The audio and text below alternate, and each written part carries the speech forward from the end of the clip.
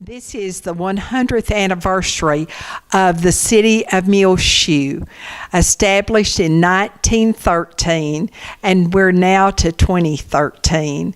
And that's almost unbelievable that right here in Muleshoe, there are still living relatives of the true pioneers that came to Muleshoe even before the town was established. And we are bringing you this interview with the Willman family, Sue Willman Bessire and her husband Travis, and we're at their lovely home out in the country 9 miles north of Muleshoe on 214. And this interview is being brought to you through the courtesy of Randall CPA firm and the Muleshoe Chamber of Commerce and Agriculture.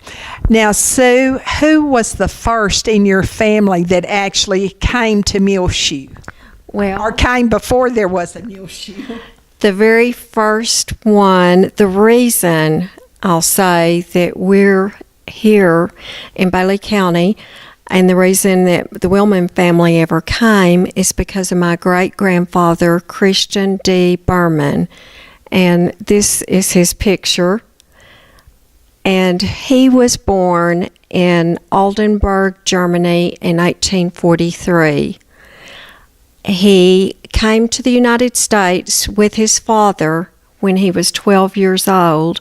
They said he came on a sailing boat, and it took them 6 weeks to get to the United States. I don't know, much in between the time, but I know they wound up settling or near Sprague, Nebraska. And I think maybe because there were a lot of German descendants or people that immigrated from Germany that wound up settling in that area. And so he is the reason that he, came. And I would like to read just a little bit about him. About Christian. About Christian, yes. This is Christian Buhrman. Christian D. And Buhrman. let's establish that your grandmother was Clara Willman. That's correct. Okay. That's correct. Back to my great-grandfather, who was my grandmother Willman's dad. He married this lady, and her name is Wilhelmina Henrietta, and her last name was, I believe, Werger, Werger. He married her, and I'm not sure exactly when he married her, but they had 6 children, my grandmother Willman being one of the 6. And the story goes that my great-grandfather purchased land in 1908. And someone told me that there were circulars that were circulated in Nebraska about the land here in West Texas. And so in 1908, he purchased 840 acres out here at about $30 an acre. I think that's interesting because, Travis, what does land cost now approximately? Well, anywhere from, depending on the water, 15 to 3,000. And it's 30, of course, $30 was quite a bit back then, too, I guess. But anyway, the times have changed quite a bit because good land like that is bringing anywhere from 15 to 3,000, depending on the improvements and different things.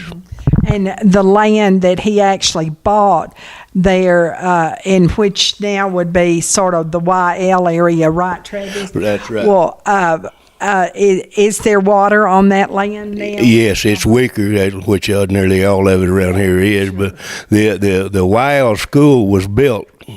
He donated the land, I believe, where the YL school was built, and later became the YL Church, Methodist Church. Mm-hmm. And that was part of the Willman home place. And Mr. Buhrman, and then he bought that across the road to the west where Klein and Russell and Dale lived, and then that place across the road, to my understanding. Right.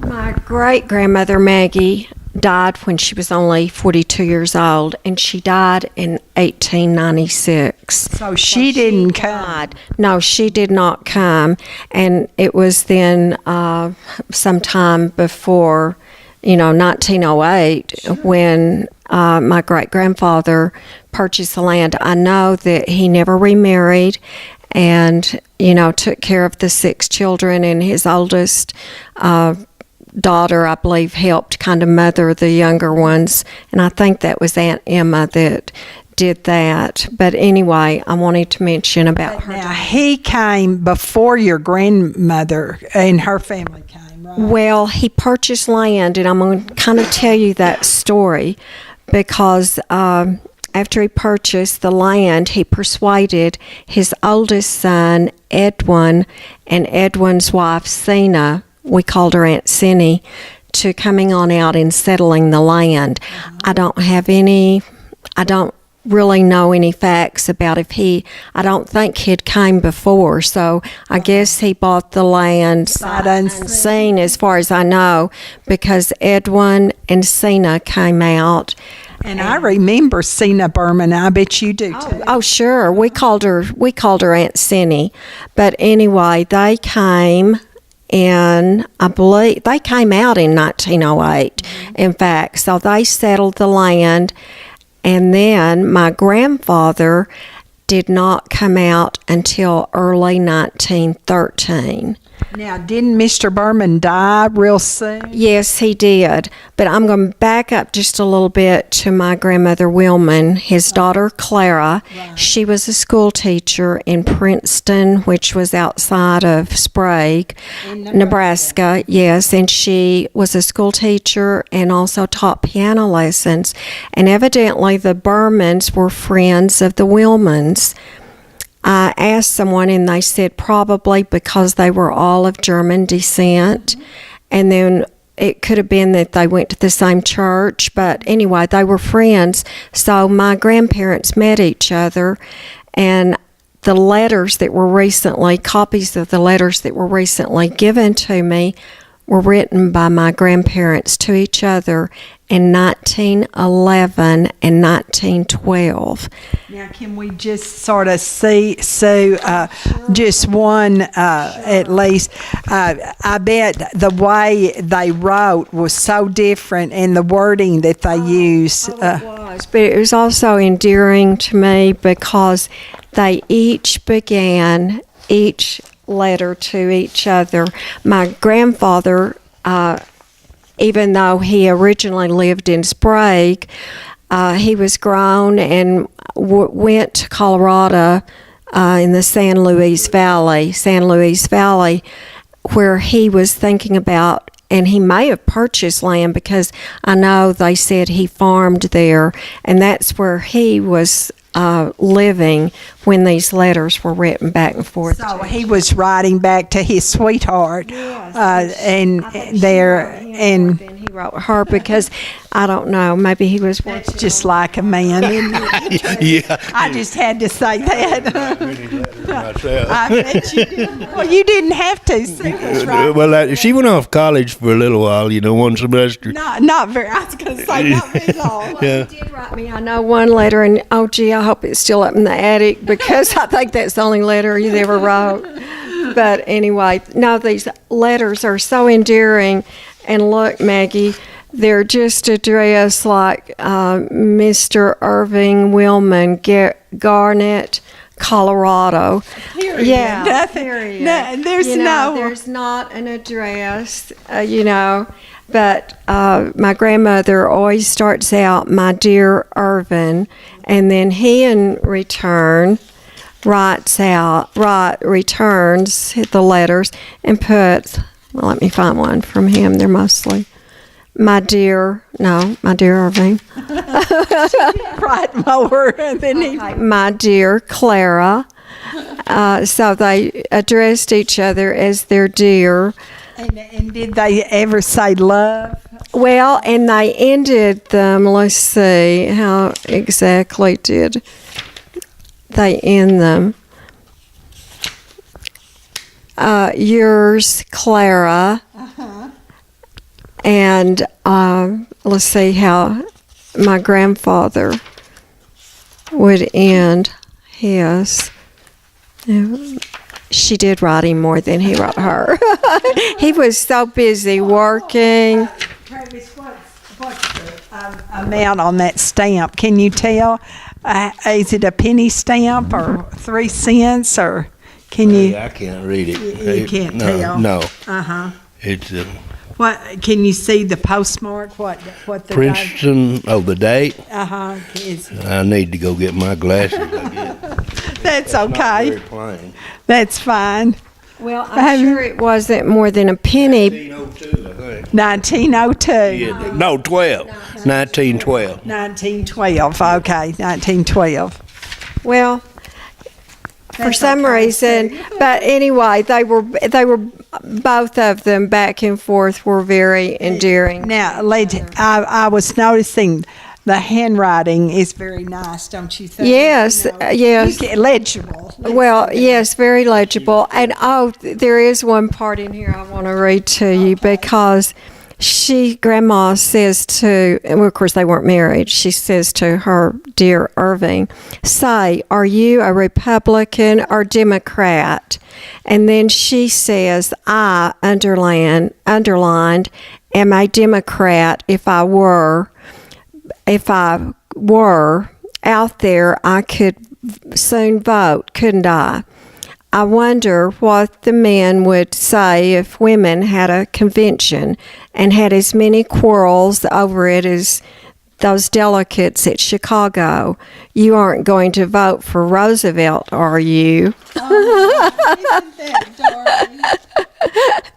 She said he must not believe in his party principles very much to turn away from them just because he wasn't nominated. Oh, and who today would be writing about politics to their lover? Well, they wouldn't even write. They would email. I don't think anybody. Can you imagine saying anything about Obama in a letter? Yeah, I could. That would be sweet. Oh, you know. Okay, this is how he ends his letters to her. I found one. As ever, yours, Irvin. So that's how he would sign off on hers. I never saw them use love, but they were very endearing and told how they missed each other in the letters. So that was very, very interesting to get those. Let me go back to... This is before they were married, and he was in Colorado. Yes, he was in the San Luis Valley, and she was teaching school. So I know she speaks in one of the letters about accidentally letting it slip that they planned to get married because I think they wanted to surprise their family. And I do know they did marry on Christmas Day, December the 25th, 1912. So I do know that. And then I know that they moved, my grandmother quit teaching school at that time and moved to Colorado where my grandfather was farming, and they lived there until after her father passed away, which he came in 1913, and then he died in December of 1913. So that begins the reason the Willmans came, because Grandma inherited some land out here. And Grandpa, who was Irvin Franklin, a lot of people called him I.F. Willman. He came out in his 1912 Chelmer car. Wasn't it a Chelmer car? In 1912, and I imagine that was quite a journey. And I don't know how long it took, but I'm sure quite a while. And then it said in some of the information I read that my grandmother and their baby daughter, Kathleen, came a couple of weeks later in a train. And my grandfather picked them up, met them at the train station in Bovina. So I thought that was interesting because obviously we didn't have one in Muleshoe. No, and that's why there was a Muleshoe in 1913 because the depot was located at just out in the middle of nowhere and not at Old Hurley or New Hurley. And so they moved the town in to Muleshoe and named it Muleshoe because of there's several different stories, but one of them is, there was the ranch, and that they used the shoe of a mule as their branding. That's one of the stories. There's several different stories, but it was the headquarters of the Muleshoe Ranch. Oh, well, that's interesting to know. This, Maggie, is the picture of my grandparents. Supposedly it was their wedding picture, and I said to grandmother one time when I was growing up and saw the picture, and I said, "Oh, Grandma, you were so beautiful." And she said, "Oh, I didn't look good then." And I said, "Yes, you did. You were beautiful." And she said, it was kind of funny because she said, "No, I'm fat. I look a little fat." And I said, "No, you don't." And she said, "Yes, I do, because I was pregnant." And I said, "Oh, you weren't." And she said, "Oh, well, our wedding pictures weren't made on our wedding day. They were made much later. When a photographer would come by, they would dress." And so this picture was not on December the 25th. It was when she was pregnant with Kathleen, which could have been a year later, in fact. But I still remember that story. Well, and you wouldn't have a photographer like we have today that could come and take professional photographs at a wedding, especially, Yeah, so anyway, I thought that was interesting. Those are beautiful photographs. Oh, I think so too. But anyway, I will go on to my grandparents had 3 children. My Aunt Kathleen, who was born in Nebraska, and she must have been born in about 1915 probably, because if she was just a baby when they came out, no, she would have been born prior to that. She would have been born probably in 1913, possibly. They married in 12. Yeah, they married in 12, so she was probably born in late 1913 or 14, early. So anyway, and then my dad was their second child. He was born here, right? Yes, he was born, in fact, at their home place. And so out in the YL area, and he was born in 1917.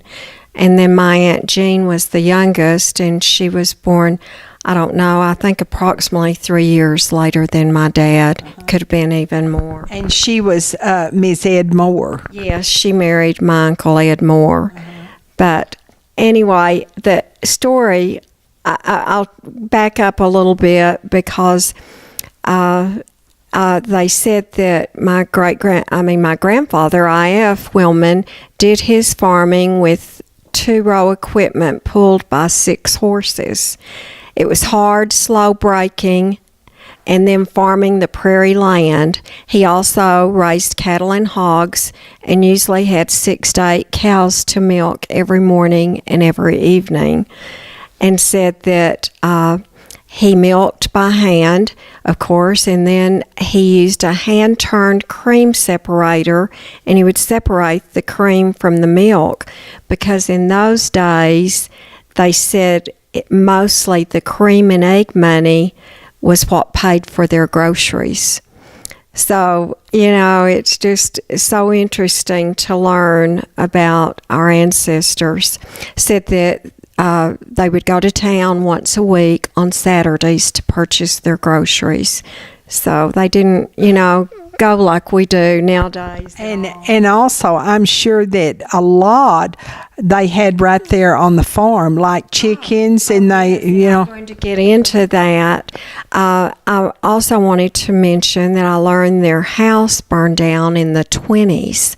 Burned to the ground, I understood. Had he built the house, or had the house built, or had the Mr. Yes, Buhrman? Mr. Buhrman, because that's where, when he came in 1913, he originally settled, was on where my grandmother Willman inherited that land, which we know is the Willman home place. Where your sister Charlie and brother-in-law Kenneth Hanks. Where I grew up. Prior to that. Now, let's go and show this picture right now, Travis, because we were talking about the land, and that was out. Now, Travis, tell us where exactly the home place was. Well, you go out about 4 miles on the Plainview Highway east, and then go 3 miles north, and it's on the east side of the Wyo Road there. That's where the home place was. And the church sat down a half a mile east on the south end of the place is where the school and the Wyo church was. And the Bill Millen and them lived to the south right there. Now it's a dairy bought to the south there now, and the dairy owns the home place here. But this picture of this tractor is an old Rumley tractor, and what's amazing to me is that he's pulling a 24 bottom breaking plow with that old tractor, and that's the tractor they use to pull the Methodist church from Hurley down to where the Methodist church is now. Right. Yeah. And also, if you can zoom in on the car that's sitting there in the background, and it says Cauldron Land Company on that car. And I think the Cauldron Land Company was that company that was bringing excursions out to this area from Nebraska and other areas trying to sell land, don't you, Travis? Well, I'm sure that's true, and you know more about that than I do, because I wasn't familiar with that, and in fact, I was wondering what that Cauldron company was, and you've informed me what it was, and that's really the first I'd heard about that. Well, Mrs. Willman, Ms. I.F. Willman, told my mother about this, and mother was crippled, and so I would drive her to interview these women and men who were real pioneers. And so, of course, at that time, she lived on West 2nd there in Muleshoe near the hospital. And High school. yes. Right across from the high school. And so I remember real well what the Cauldron Land Company was. So, but I love this picture. Well, there's a picture in the book. See, where's the one where they're pulling the old thrashing machine? Did you see it? No. Mr. Willman, he custom thrashed, Milo or bundles, and they thrashed bundles, and he had a thrashing machine, and he used that Rumley tractor. And you see the wagon behind it and stuff. Oh, my. This one, Travis? Yes. Okay. Yes. Here's another. He did custom thrashing with that Rumley tractor and that thrashing machine for neighbors and what have you. Now, the Rumley tractor didn't mean that it rumbled, but it might have rumbled, all right. Yeah. But what did the Rumley tractor mean? Well, I don't know that. It was a steam tractor, and that's... Well, it was the brand, just like John Yeah. It was... when I guess they didn't make them very long, because after he bought a John Deere tractor was his first, I'm assuming it was a gasoline or kerosene engine probably. Well, here it says in the early 1930s, IF bought a John Deere tractor, and he called it his Poppin' Johnny. And I still remember, I think Dad had that, because I still remember him calling a tractor his Poppin' Johnny. So I'm sure he inherited it. And your dad was Dick Willman. Yes, it said he called it his Poppin' Johnny, and with it, his farm work was made a lot faster and easier. He also had a Rumley tractor and threshing machine with which they did custom threshing, like Travis said. They said my grandmother Willman was the model pioneer wife and mother, and took pride in caring for her family. She raised garden and canned foods. She also raised chickens and hens, and she did not teach school after coming to Texas, but she always taught at Sunday school. She taught, I know, a young boys class early on at YL, and then she taught the ladies' Sunday school class at the First Methodist Church, said as long as she could attend church. And she was a life member of the Women's Society of Christian Service. She said, even though the dust storms were awful and the work was hard, there were many good things too. She never failed to talk about the gloriously beautiful sunsets in West Texas.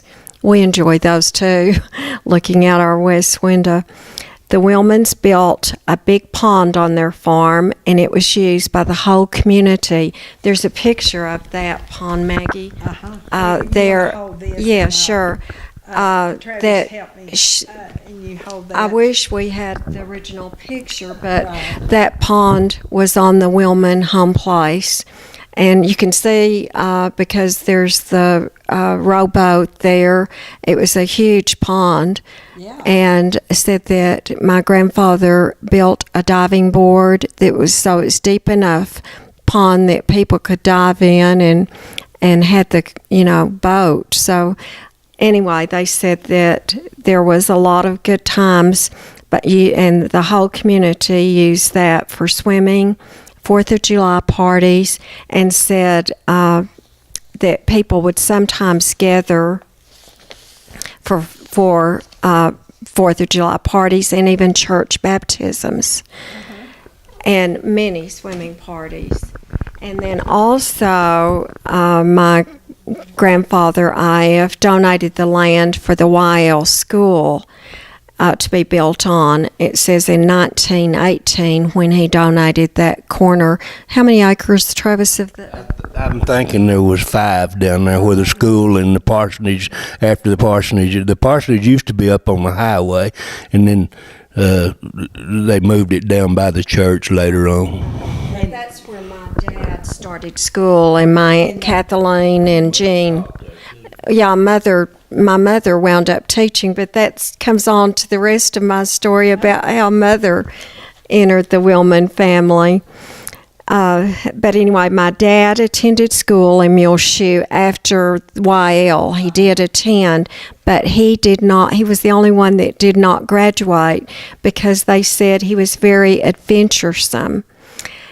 My Aunt Kathleen, about my dad being adventurous, I wanted to tell you that. Said that he spent a lot of time riding horseback, chasing antelope at the sandhills with a friend, Dean Stevens, and said one time the two of them decided they wanted to go to California, and without their parents' knowledge, they hopped on a freight train. They got to El Paso and had to change trains. They thought they were California bound, but they wound up in Dallas, Texas, probably for the best, as they had no money, and the Stevens did have folks that lived in Dallas. Had California fever, and was not long before they left. Dean and my dad, Dick, and Dean's brother, Glenn, in Glenn's car, said they did odd jobs along the way to buy gas and food. And while they were in California, my dad, Dick, decided to join the Navy, but they wouldn't take him without his parents' consent.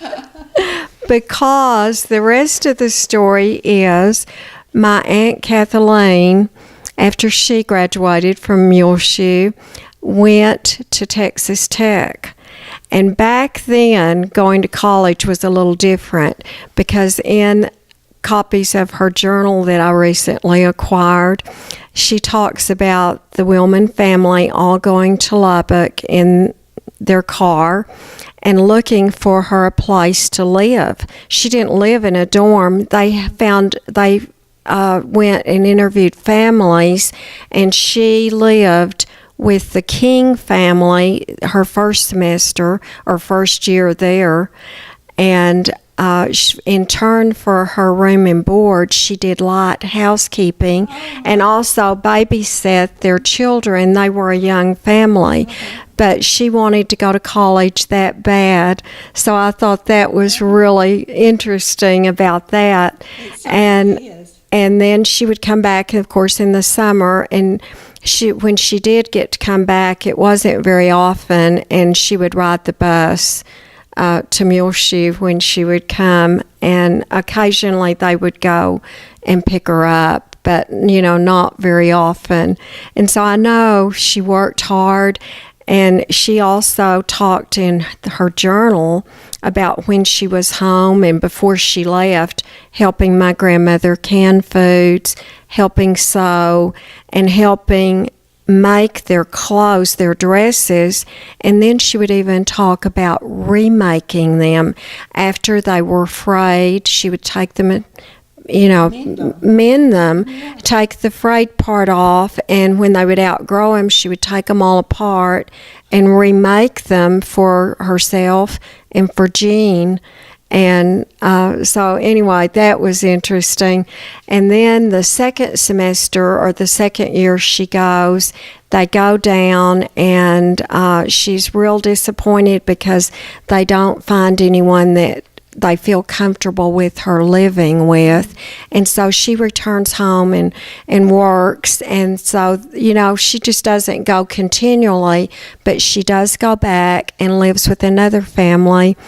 And she says in her journal she realizes how easy she had it with the King family because this family required a lot more of her cleaning, and it wasn't light housekeeping. She would talk about getting up in the mornings, fixing their breakfast, washing their dishes, cleaning before she would go to classes at Texas Tech, and then coming home and washing more dishes after preparing the meal.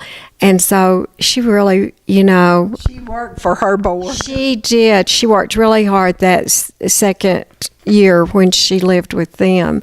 But then it goes to the third year she returns, and she was roommates with my mother, Ruby Growl, who lived or had grown up in Grady, New Mexico. And so my mom went to Texas Tech, and she and Aunt Kathleen were roommates. And the story gets better because she meets my dad sometime that first semester. I know it was in September because I don't know if the Willmans came down to see Kathleen and met my mother. But when my dad first met my mother, Ruby, he told her he was going to marry her. And it says they got married after 1 week of courtship on my mother's birthday, which was September the 16th, 1934. Isn't that something? And how many years were they married? Oh, well, my dad died in 1966. Yeah, he died in February, and he was only 48. And so they died. They married in 34. So that would be how many years? 32 years that they were married before my father passed away. And they courted 1 week. 1 week. And I've got to talk a little bit about my mom because she was also a hard worker, pioneer, wonderful wife and mother. And we always raised a garden also. My mother canned, teaching me to can, which I've passed down to my children and grandchildren, not my grandsons, but my granddaughters. And so she raised chickens, and I remember she would order chickens, and I kind of think they were ordered from Sears and Roebuck back then.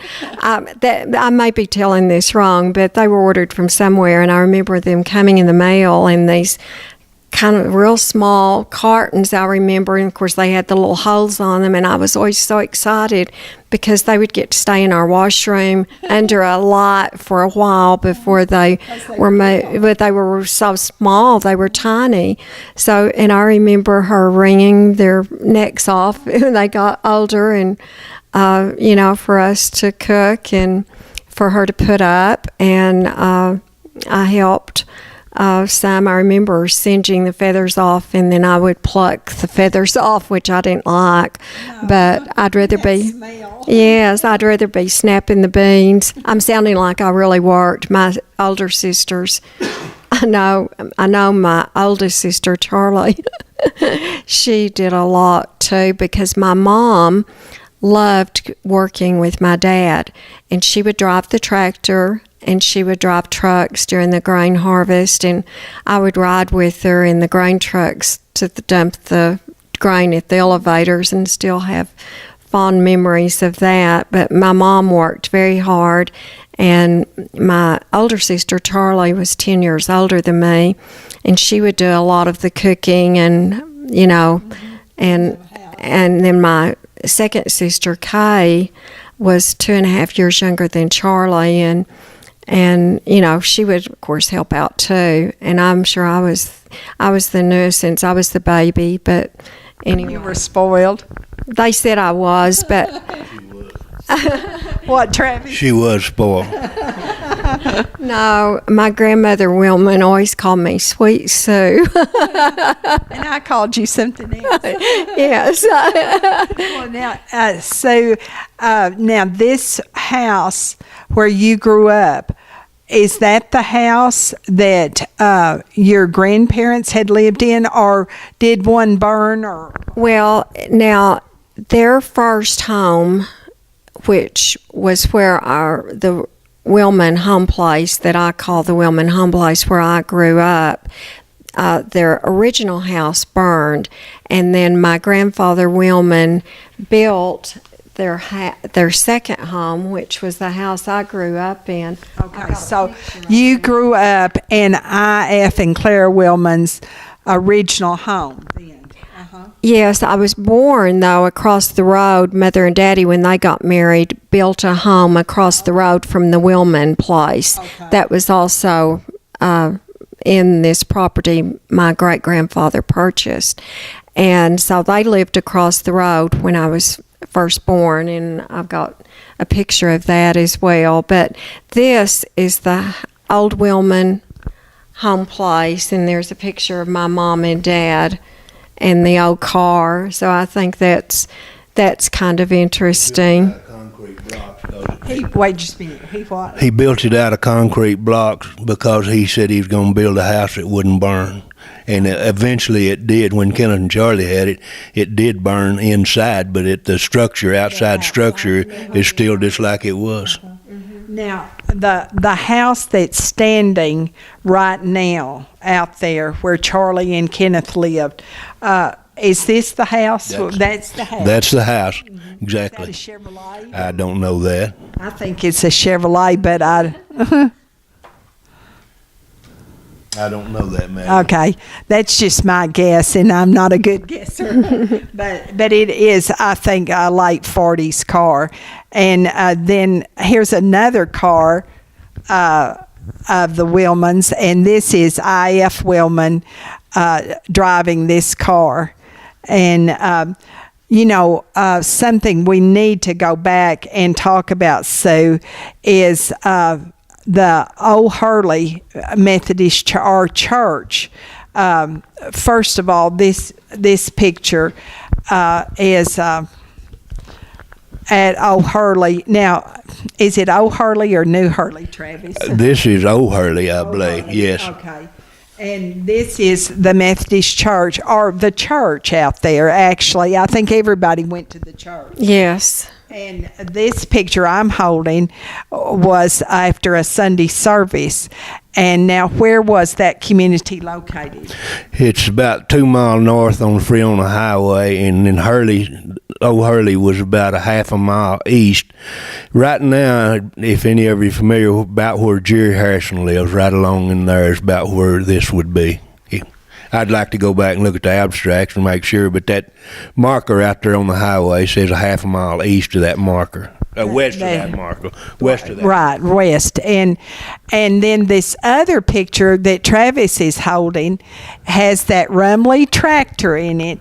And the Rumley tractor belongs to I.F. Willman.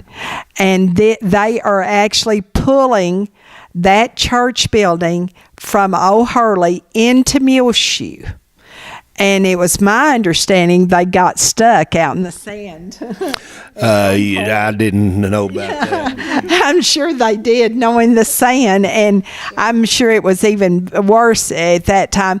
But I'm sure I.F. Willman is one of the men on that Rumley tractor. And we had another picture of the Rumley tractor. Now, the church was pulled into Muleshoe, and it was located on West 2nd and West Avenue E. And it faced, that front door actually faced West Avenue D, because I went to church there. Now, Sue, you went out at YL? I went out at YL, and here's a picture. Now, this was a lighter picture, but this is a picture of the YL church. And that was on land donated from I.F. Willman, where that YL school and then later was the church. And your dad went to school in this building. Yes, and then we went to church there, and one Sunday the Methodist and then one Sunday the Baptist, and they took turns out at the YL church before the YL church was finally disbanded and everybody moved to Muleshoe. To the Methodist church then. Here is an old picture of my grandparents that I think is interesting. This is Clara and I.F. Willman. Clara and I.F. Willman. And I think it's very neat. And I wanted to mention something else before we talk about my mom and dad that much, because I also learned, which I thought was very interesting, it says that I.F. Willman worked very hard to get rural electrification in Bailey County. He was an official from its founding in 1938 until his death in 1945 of the Bailey County Electric Association. He was also a director of the Plainview Commodity Credit Association, and after his death, the following resolution by the Board of Directors was sent to his family. It says, "We who were closely associated with I.F. always found him to be true to his faith, pleasant, faithful in the discharge of his duties, kind and fair with everyone. He was jovial and was ever ready to sacrifice for his fellow man, community, and country." And I think that's really nice that people thought so much of him, and they said he was very generous in sharing the facilities like the pond that he dug, or And giving the land for the school. the land and church. And I know, reading through my Aunt Kathleen's journals, they worked hard, but they always were at church. And she speaks of going to Sunday school and church at the YL church. Mm-hmm. So anyway, I know that, I'm proud of this. So anyway, I did want to mention that. And then I want to show a picture that's dear to me of my mom and dad. And it's one that's taken out at the Willman home place in front of an old pear tree that I remember growing up. So anyway, That fly. it continues to bother us. And I'm sure that your grandparents and your parents had flies too. Sure they did too. And I think it's funny, my mother's hose, were rolled up there, and of course with Dad holding her, you can see her knees showing, but that's how the women used to wear their hose. And that's a garter holding Yeah. the pose. Well, Don't you think? I mean, I those- don't know. Oh, I think so. I think so. Yeah, because there wasn't knee highs or anything. I know. So I think, and really a garter holding your hose up. Oh, that's bad on your circulation. That's the way. Maggie, we even remember wearing those. Showing our age. This was mothers and dads. Your age. No, because Maggie's a few years older than I am, and Travis is one. I want to point that out. This is my mother and daddy's wedding picture, and he was only 17 when he married my mom. She was a few years older because she was in college, and that's how they met. But my mother never wanted anyone to know she was older. So I'm sorry, Mom, I'm telling. My mother was a little bit older than my daddy, too. Not much, but a little bit, maybe a year and a half. This is a picture of my Aunt Kathleen and my mom when they were roommates at Tech, and it just says the year 1934. So this picture was taken there at Tech somewhere. It could have been in the house that they roomed together. I don't know. And this, I think, is an interesting old picture of I.F. Willman, my granddad, my grandmother, my Aunt Kathleen, and my dad. This was a vacation they took. Said it was probably in the early 20s. And this was in... it says Seven Falls and South Cheyenne. Wyoming. It says Cinon. I don't know what that is. It says Seven Falls Photo and Colorado Springs, Colorado. Oh. So all that was written on there. I don't know why, but I think that's an interesting picture too. And here's another picture of my grandparents, and this was taken in Sprague before they came out to Bailey County. So that's interesting. And you had asked where I grew up, or where the first house. This is a picture of our first house, and it's Charlie, Kay, and myself, and it was across from the Willman home place. So it was a smaller house, and that's where we lived until my grandfather passed away in 1945, the year I was born. Mm-hmm. And a few years later, my grandmother moved to town in the house you were talking about on 2nd Street, and then that's when my parents moved into the original Willman. Well, I think we should sort of talk a little bit about your sisters. We didn't really talk about Kay. Now, Charlie is deceased, and so is her husband, Kenneth. But now what about Kay, the second daughter? Okay. Well, Kay is an artist, and she's owned galleries throughout the years and managed galleries. And she has lived several places, but she now lives in Scottsdale, Arizona, and she is retired, and she lives in Scottsdale mainly because her only daughter, Michelle, and Michelle's family lived there, and they wanted her close. So anyway, we love our Kay, and she's just as good as gold, and still talented. She still is an artist and still paints some, but anyway, she lives and resides there now. Charlie was a wonderful seamstress like my mom, but maybe even better because she would make all of my Easter dresses and nearly all of my dresses, and both she would make herself and Kay's also. In fact, I've got a picture here. I don't know if Gil Robert can get it, but it's of my family on Easter Day, and Mother and Charlie had made all of our Easter dresses. So every Easter, every important dress I had, or nearly any dress, she would make. And I still remember when I was in high school several stories, but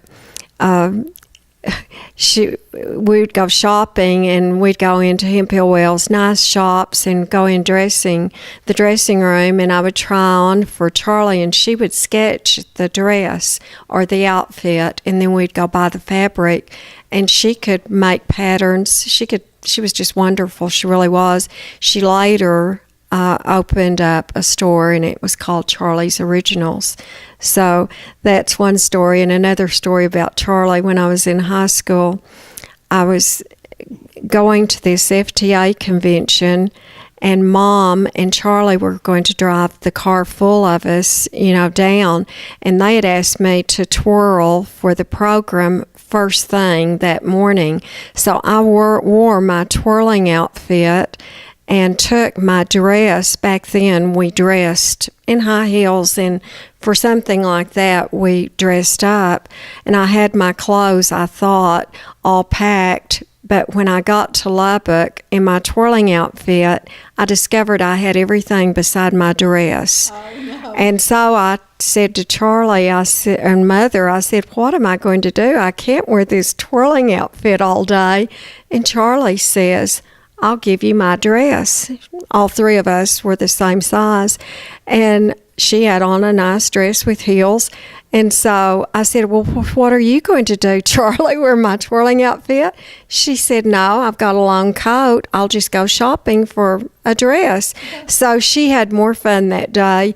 They went shopping, and she did find a cute dress, but it was probably the last one she found. She said she had more fun. Back then, the sales ladies would carry your dresses back to the dressing room, and she would take off of her coat, and they would see she had on her undergarments, and their eyes would get big. And Charlie had the type of personality that she said, I just didn't have a thing to wear today. So that was a fun story about Charlie, but she was just very creative and could just do anything. And then, of course, Kay was very creative and a wonderful artist and painter, and by the time it got down to me, they didn't leave too much talent. She's a tremendous cook. Yeah, she has really learned to let you say. She does a wonderful job. She fixes a lot of nice meals, and she did it on her own. Basically, she taught herself. When we got married, she'd burn the pancakes, but. Well, there is a story about when we first got married, because I wasn't much into cooking. I did learn it, after we were married mainly. But there was a story one day. Travis said one morning, he said, I'm hungry for some pancakes. And I thought, gee, pancakes, that sounds hard. And so I did, get a mix, and on the directions, it did not say to grease the pan, I promise, because I was following the directions, and I mixed it up, and I would pour the batter in the hot skillet, and oh my gosh, I'd have such a mess. And Travis came in after I'd put so many in the trash can, and he said, what is taking you so long? And I said, I don't know what's wrong, Travis. And he said, well, did you grease the pan? So I said, well, why don't you just make them? So he made pancakes. That's the beginning of that story. but she became an excellent cook and is to this day.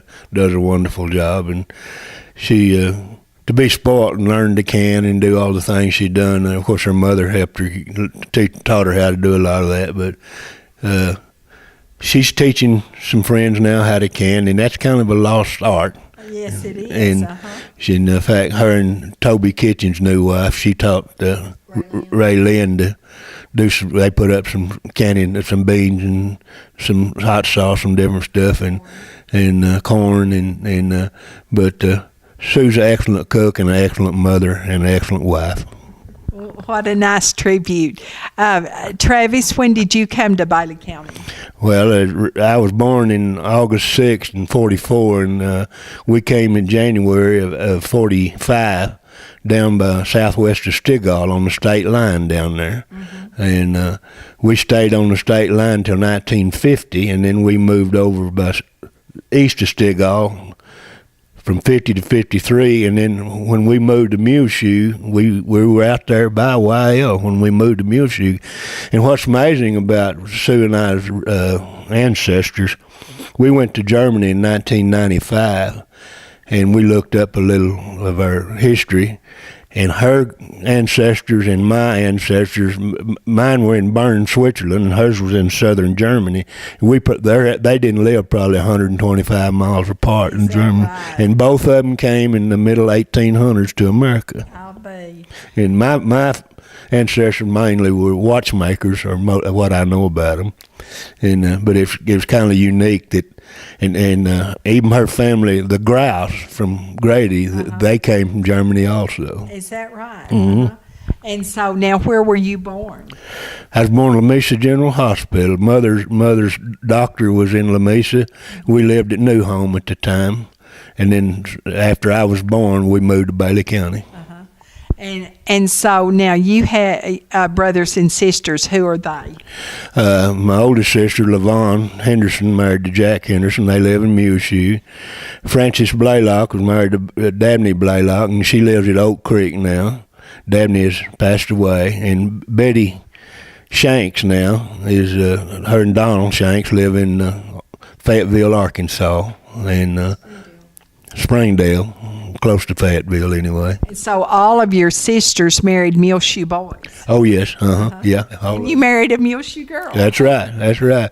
You know, we got some friends that's got their kids are in Alaska and different places, and we have been blessed that we still have our family close by. It's been see our grandkids grow, and so we were very fortunate in that way. Now, what about, did you have electricity in South Bailey County? 1949, we got Bailey County Electric brought electricity down on the state line.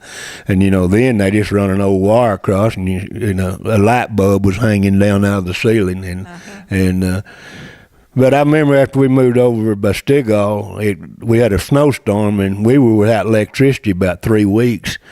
But we had a butane refrigerator that we'd bought over to Maple Co-op store, and we had coal oil lamps or kerosene lamps, and we had a windmill with overhead water tank, and other than not being able to listen to the radio, well, we didn't know, it didn't bother us much because we had butane heat, and cook stove and everything was butane. So now electricity goes out, and we're just about to go crazy. Right. Why did you stop sucking your thumb? Well, we had those kerosene lamps, and my job was to fill those lamps every night before we went to bed. And I filled them one night, and I was getting up 4 years old, probably 5, and I didn't wash my hands, and Daddy wouldn't get up and light the lamp for me to go wash my hands, so that's when I quit sucking my thumb. I would have too. Now, your mother and daddy, what were their names? Eula Rushing Bessire and Omer Bessire, and they were both originated in Dawson County, Lynn County, down around O'Donnell and Mesa.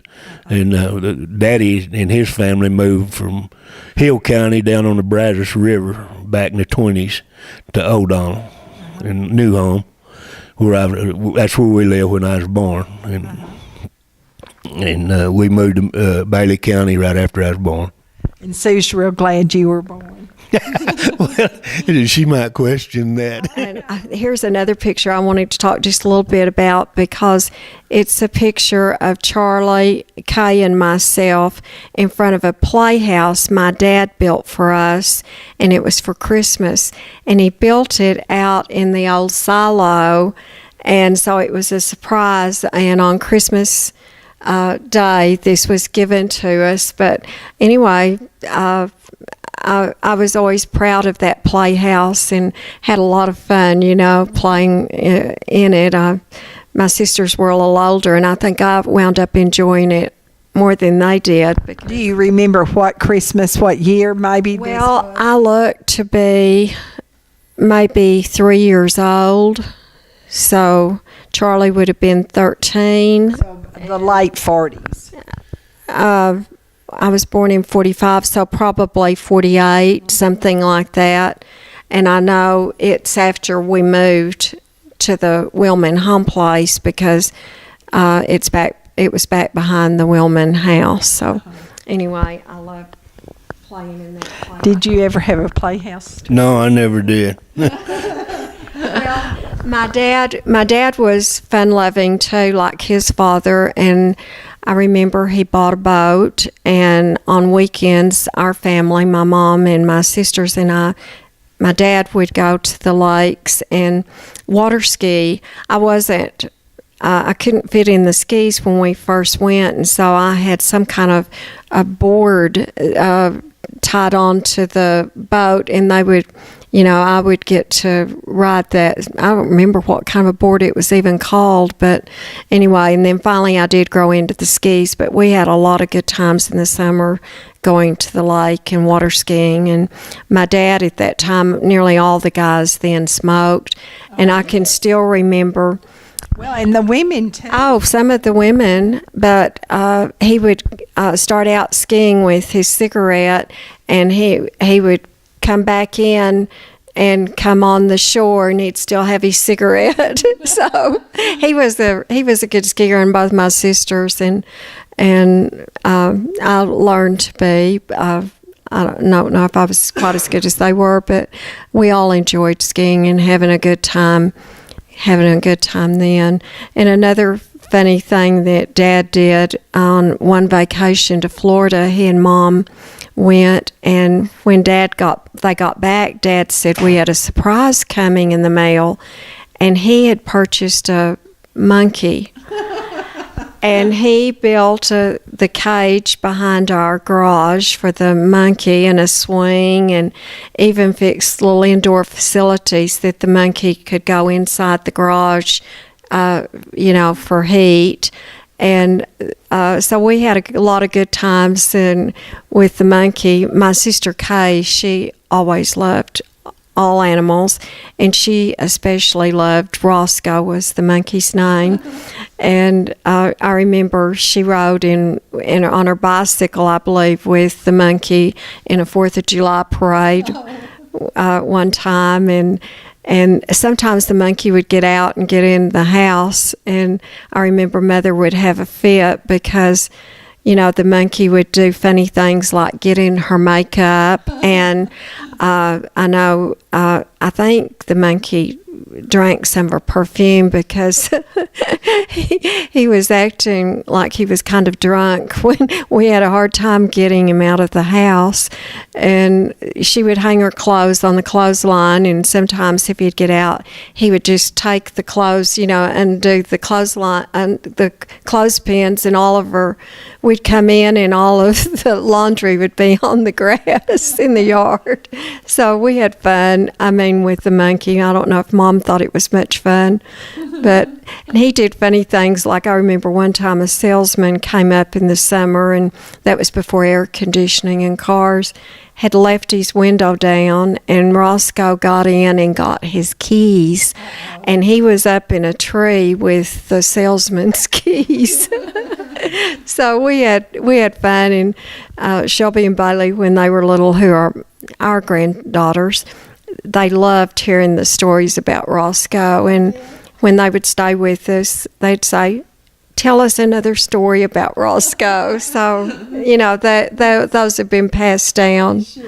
So we had a lot of fun growing up too. Those are precious memories. Now, Travis, how did you get into the family?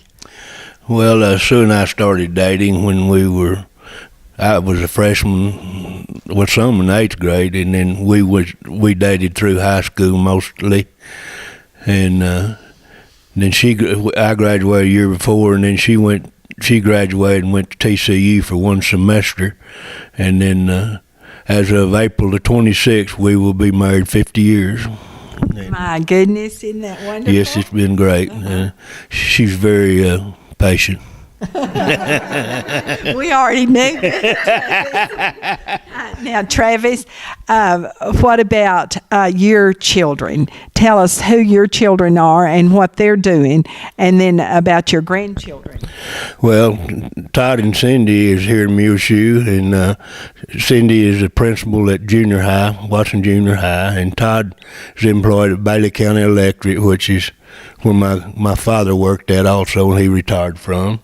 And then your grandfather was very instrumental back in the very early days of Bailey County Electric Cooperative Association. Yes, he was. And Sherry is a county judge here in Muleshoe, and she has a son, Connor, is a sophomore in high school, and Shelby just graduated from Muleshoe, and she's going to school at South Plains. And Bailey is a sophomore at A&M, her second year. And this is Todd and Cindy's, and then Braden's is a junior in Muleshoe High School, and he plays athletics and stuff, and we're proud of him. We're real proud of him. And he's Todd and Cindy's son. Yes, he's Todd and Cindy's. So you have 2 grandsons and 2 granddaughters, and both children have a son and a daughter. That's correct, and we're very blessed that we have them here with us as close. In fact, normally, nearly every Sunday evening, we have a cookout and we throw washers and the boys will play ping pong or basketball out in the barn, and we really enjoy having them around. It's been a blessing. Now, is any of the original Willman land still in possession of Willman family? The original? That original land. See what? Yeah, Brett was the last. The has 5 acres left of the original Willman property because Charlie and Kenneth Charlie inherited the home place, yes. And then we took our inheritance here where we live, 9 miles west of north of Muleshoe, and so when Charlie died, the land was inherited, or the 5 acres in the home place, but with one of her sons, Brett. Brett passed away this last March, and so he had one daughter, Brittany, who lives in California. So the house belongs to Brittany. I see. Brittany Hanks. So that makes it nice. There's still a little bit still in the family. Yeah, of course, this right here, Dick bought this later from Sam. Now, from Farwell. Yes, yes. He was a lawyer there and became a good friend of my dad. So I believe Sam also had a brother, and I'm not sure if this was all Sam's land or prior to my dad purchasing it. I'm not sure. I wonder when your dad purchased this land. Oh, Travis, do you have any idea? Well, it was in late 50s, I believe, Maggie. We bought the half behind, they're 2 quarters behind here from Sue's mother, and but Sue, we inherited this right here, and then we bought that later on. And I think Sam owned all of this at that time. Anything else that you think would be of interest that you want to add, Sue? Well, I will say that if my dad were alive today, he would be so proud of my husband and his farming, and Dad would have loved the technology that's taken place since his death, because he never got to see or experience the circle sprinklers, which really? So he died before cell phones. In fact, we had the party line, back on the farm where I grew up. About 8 on the party line? Yeah, yes, at least. Yes. You did? Yeah, we had party line here in 66 when we moved up here. Really? 68. Yeah, we moved here in 68. So I know Dad would be very proud, and some things that we have kept doing that my grandparents and my parents did is Travis raises a garden every year, and I can. And I guess every year that we've lived here on the farm, Travis has raised a garden, and he raises a big garden. And so I can green beans and put up hot sauce, and I freeze my corn and put up peaches. We have peach trees out here. And of course I freeze okra and can some black-eyed peas. And, so we still do that. Like Travis mentioned, I know my parents and their friends and family used to throw washers. We throw washers too. And like Travis said, usually once a week I cook, and our kids and grandkids come out, and, we have a good time doing that. So we've carried some of the things, and they played bridge in 42.